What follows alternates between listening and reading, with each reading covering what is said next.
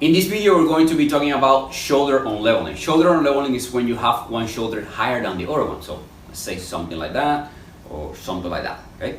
This can happen because of three main conditions. The first one is that you have tightness on the trapezius muscle, on the levator scapula, and weakness in the radius anterior and the lower trapezius, and now the shoulder is going to go high. That has to do a lot with the way you sit. If you're always working on a computer and you have a mouse and you're always doing that, if you carry a bag and you always carry the bag on the same side, you're going to use the bag as the shoulder as a hook for your back. That can happen. Another thing is if you have misalignments on the thoracic spine. So the spine from behind should be straight with a level pelvis, and when you have this type of curves on the thoracic spine from behind, you're going to have one shoulder higher than the other one. This is common when you have this, and it's common in people that have scoliosis. Scoliosis is an S shape of the spine, as you see right there, okay?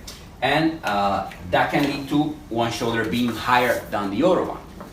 Another thing, it can be structural anatomically. So if you see my clavicles, I have one clavicle that is higher than the other one. That's structural. So I'm always going to have one shoulder that is slightly higher than the other one.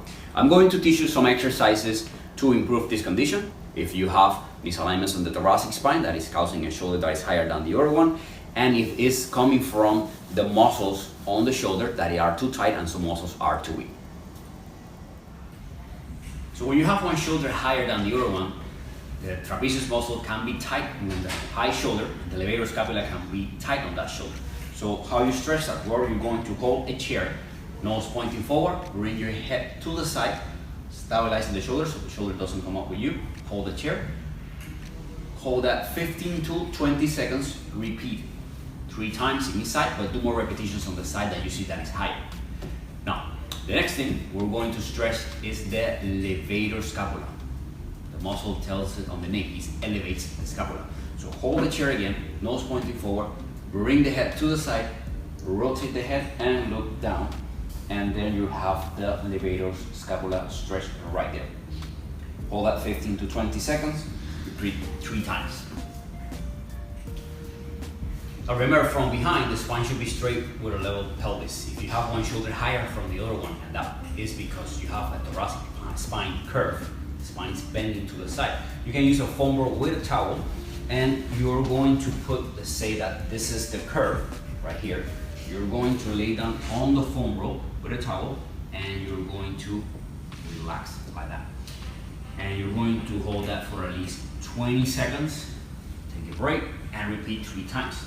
So let's say this is my high shoulder, and I have a curve of my spine like that. So I'm going to lay down on one side. So you're going to put one leg like this, the other one straight, so you have a good bend, good balance. Lay down and bring the hand up. Not too comfortable, but it's really good to reduce that curve. If you have scoliosis, this is a good exercise to do. So you're going to put it on the apex of the curve. So we're right there. So this is my curve. Go there, go. And that's what I'm doing. I need to straighten out that curve. So remember, there, go, and lay down like that. Hold it 20 seconds and repeat 3, 5. Another way we can work on the trapezius muscle and the levator scapula is with a ball. You can have a baseball, a lacrosse ball, tennis ball, or a spiky ball, a massage ball.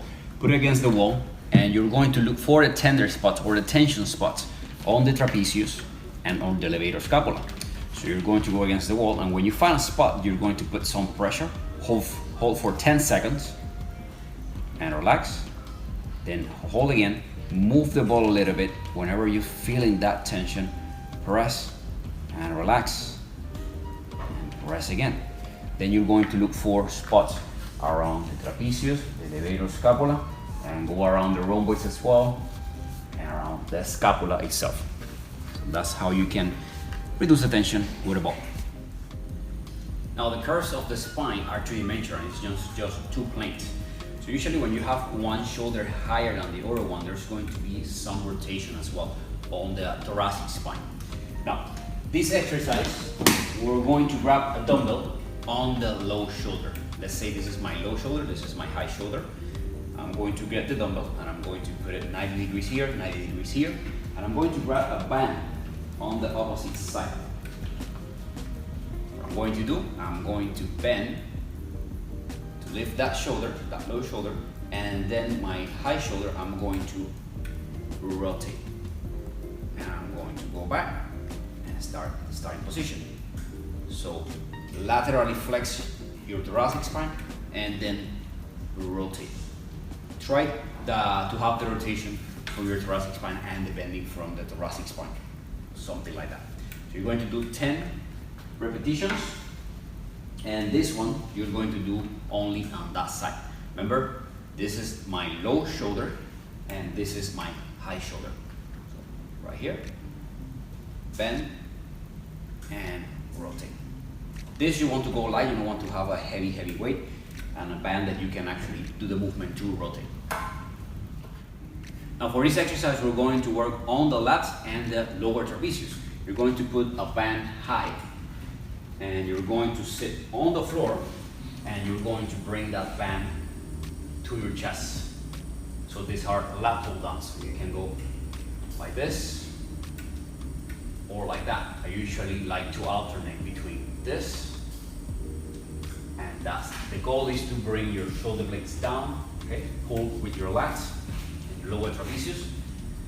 Try to do 10 to 15 repetitions. Another way is you go like this, like if you were going to go on a lunge and you bring this to your chest as well. Keep your head high or neutral. Don't do this, don't do that, don't do that either. So keep it here, bring it to your chest, 10, then switch sides and do 10 on the other side. Pretty easy movement, but really effective to work on your lats and your trapezius, and that will help to bring that scapula down into position. Now for this one, we're going to work on the serratus anterior. Serratus anterior is muscle that goes from here to here, okay, under your scapula and then around this area. You are going to grab a band and now you're going to punch forward and engage this muscle right here.